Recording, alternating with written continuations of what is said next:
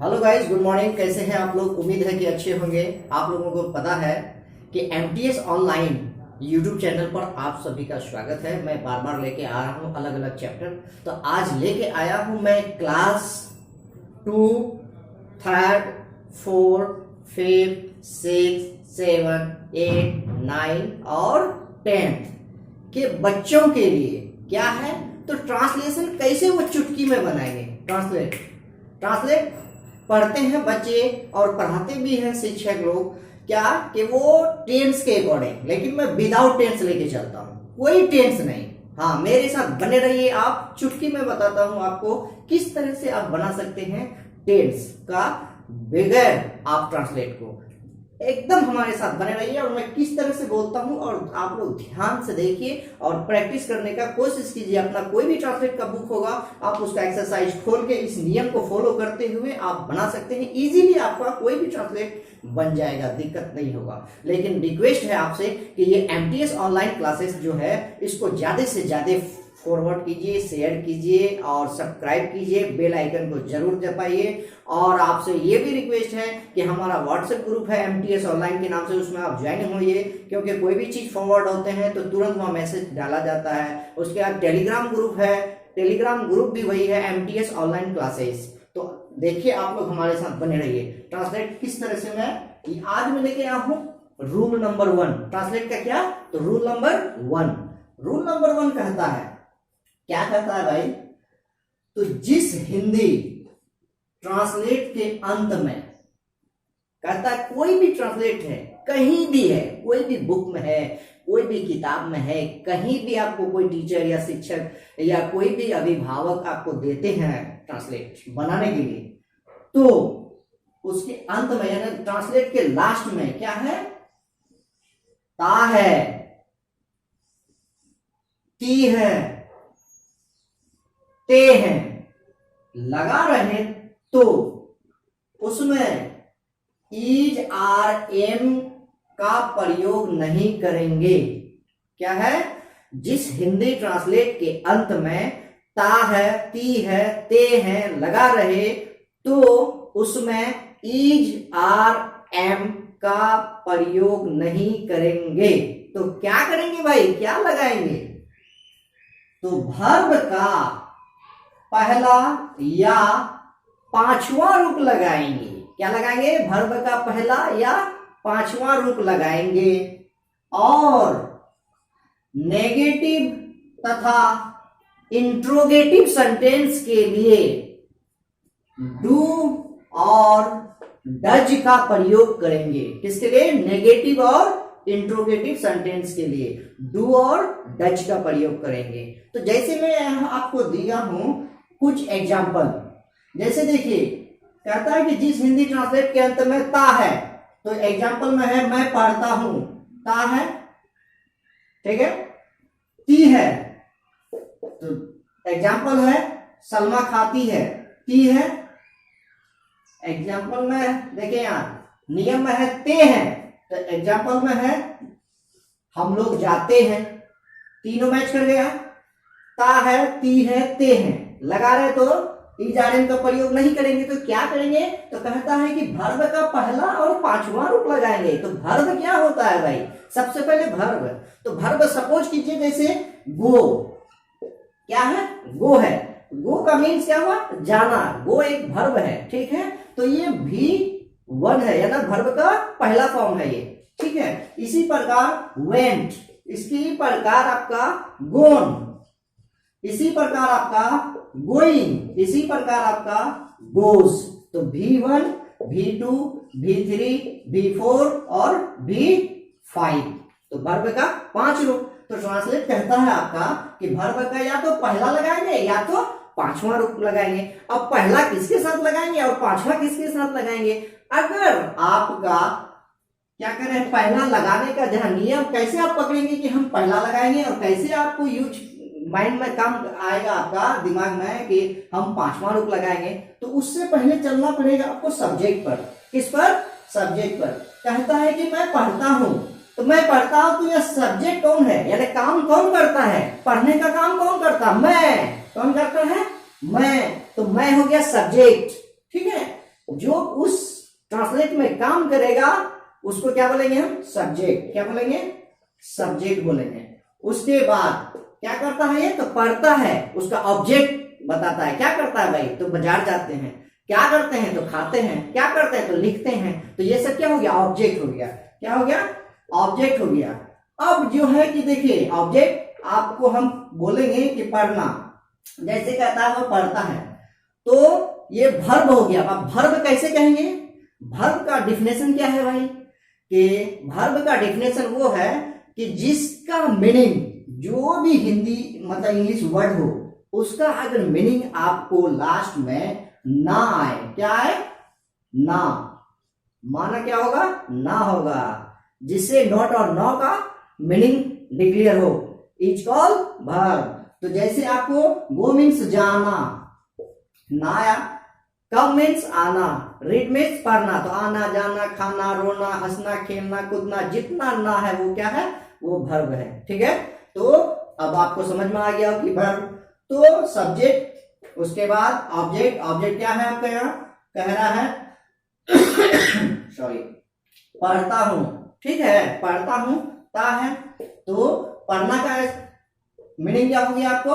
Read. ठीक है, तो अब रीड है तो हम कह रहे हैं कि पहला या पांचवा, तो पहला हो जाएगा सर आपका रीड। ठीक है, अगर इसका V2 लगाएंगे हम तो इसका भी रीड, V3 बोलेंगे तो इसका भी रीड, और V4 लगाएंगे तो रीडिंग, V5 लगाएंगे तो रीड्स हो जाएगा। तो सब्जेक्ट है, फर्स्ट पर्सन है। अब हम चलेंगे पर्सन पर। पर्सन तीन तरह के होते हैं। कितना होता है? तीन तरह का होता है। तो फर्स्ट पर्सन, सेकंड पर्सन और थर्ड पर्सन। फर्स्ट पर्सन उसको बोलता है जो बोलता है, जैसे मैं बोलता हूं तो फर्स्ट पर्सन, आप लोग सुनते हैं तो सेकंड पर्सन, जिनके बारे में हम बोलते हैं जो यहाँ नहीं है प्रेजेंट उनको हम बोलते हैं थर्ड पर्सन। ठीक है, जैसे बोलते हैं कि सलमा खाती है, तो सलमा अभी नहीं है यहाँ, तो वो क्या हो गया? थर्ड पर्सन हो गया। समझ गए? तो आप क्या करेंगे कि फर्स्ट पर्सन के साथ वर्ब का पहला रूप लगेगा, फर्स्ट पर्सन, और सेकंड पर्सन के साथ वर्ब का पहला रूप लगेगा। किसके साथ? फर्स्ट और सेकंड के साथ। और थर्ड पर्सन के साथ क्या लगेगा? वर्ब का पांचवा रूप लगेगा। क्या लगेगा? थर्ड पर्सन के साथ क्या लगेगा? वर्ब का पांचवा रूप। अब थर्ड पर्सन कौन? जैसे ही, सी, इट, जो यहां नहीं है, जिसके बारे में हम बोलेंगे उसको बोलेंगे। ठीक है, तो देखिए अब आप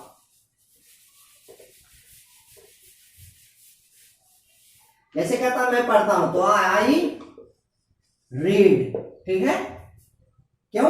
ई जा रहे नहीं लगाएंगे तो क्या लगाएंगे? तो वर्ब का पहला रूप लगाएंगे। क्यों? क्योंकि ये आई है, आई फर्स्ट पर्सन है इसलिए पहला। अब कहता है सलमा खाती है, तो सलमा खाती, खाती का इट होता है। ठीक, लेकिन यहाँ खाती है, सलमा कौन पर्सन है? अभी अभी मैंने बताया कि थर्ड पर्सन है। जब थर्ड पर्सन लगेंगे तो वर्ब का क्या लगेगा? पांचवा रूप लगेगा। वर्ब का पांचवा रूप में यस लगता है। क्या लगता है? यस। तो सलमा खाती है, सलमा इट्स। ठीक है, उसके बाद बोलेंगे हम लोग जाते हैं, तो हम लोग, आई का प्लूरल है, आई सिंगुलर है, उसका प्लूरल क्या हो जाएगा? वी। तो हम लोग जाते हैं, वी गो। तो आई होप कि आप समझ गए होंगे। इसी नियम को आप फॉलो करते हुए अपना एक्सरसाइज बनाइएगा और आपको आई होप कि अच्छा से समझ में आ जाएगा और आ गया होगा। नेक्स्ट चलते हैं हम इसको लेकर के, क्या कि देखिए कोई भी ट्रांसलेट है उसका 6 फॉर्म होते हैं। कितने? 6 फॉर्म होते हैं। तो 6 फॉर्म में आप चलते हैं। एक सेंटेंस कहता है आपका कि नेगेटिव और इंट्रोगेटिव। नेगेटिव किसको कहेंगे? जिसमें नहीं की बात करता हो, नहीं जाने का बात करता है। इंट्रोगेटिव क्या? जिससे प्रश्न पूछने का बोध करेगा, जिससे आप किससे सवाल पूछता है, उसको हम इंट्रोगेटिव कहेंगे। जैसे एक ट्रांसलेट है, देखिए उसका देते हैं हम नियम आपको, सॉरी। जैसे कहता है मैं पढ़ता हूं, ठीक है, ये पहला रूप हुआ, सिंपल सेंटेंस है। दूसरा आपका हो जाएगा मैं नहीं पढ़ता हूं, ये दूसरा रूप हो गया उसका। क्या? तो नेगेटिव हो गया, नहीं कहता है तो नेगेटिव सेंटेंस हो गया, ये सिंपल सेंटेंस हो गया। अब तीसरा कहता है मैं पढ़ता हूं,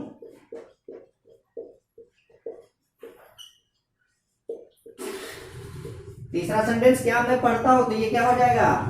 इंट्रोगेटिव हो जाएगा। कौन सेंटेंस होगा? इंट्रोगेटिव। अब इसी में कहेगा क्या मैं नहीं पढ़ता हूं, तो क्या हो जाएगा, इंट्रोगेटिव प्लस नेगेटिव, क्या हो जाएगा, इंट्रोगेटिव प्लस नेगेटिव सेंटेंस। इसी का पांचवा रूप होगा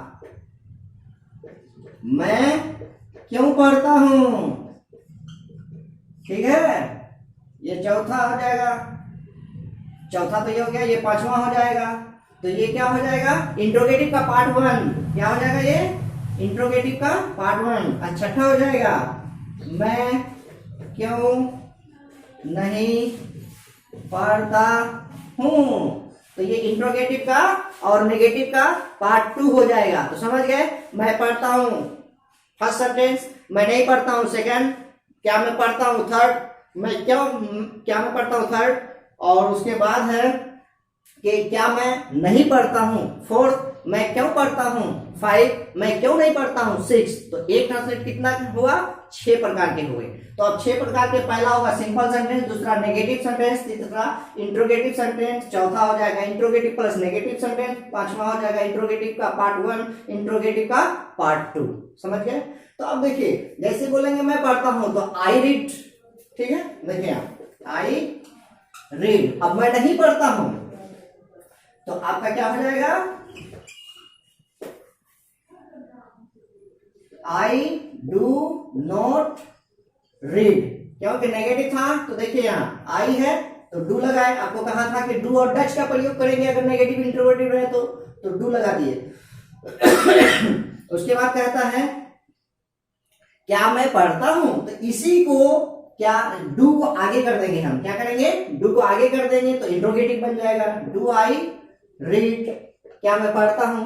उसके बाद आपको बोलेंगे क्या मैं नहीं पढ़ता हूं, तो डू आई नॉट रीड, ठीक है। उसके बाद बोलेंगे नेक्स्ट है मैं क्यों पढ़ता हूं, तो डू आई नहीं सॉरी मैं क्यों पढ़ता हूं, तो आई वाई डू आई रीड, मैं क्यों पढ़ता हूं। फिर कहेगा आपको why do I not read, मैं क्यों नहीं पढ़ता हूं। तो आई होप कि आप समझ गए होंगे। इसी तरह मेरे साथ बने रहिए आप लोग, और मैं नेक्स्ट वीडियो लेके आऊंगा फिर क्या, रूल नंबर 2, और इसको आप बार बार प्रैक्टिस कीजिएगा। कोई भी अपना ट्रांसलेट या ग्रामर का बुक उठा के देखिए, आप आई होप कि आपको अच्छा से समझ में आ गया होगा। इसी तरह हमारे साथ आप लोग बने रहिए। और जाते जाते मैं फिर एक बार कहना चाहूंगा कि MTS ऑनलाइन यूट्यूब चैनल को ज्यादा से ज्यादा फॉरवर्ड और शेयर कीजिए, प्लीज प्लीज प्लीज। इसके लिए थैंक यू, बाय बाय, धन्यवाद।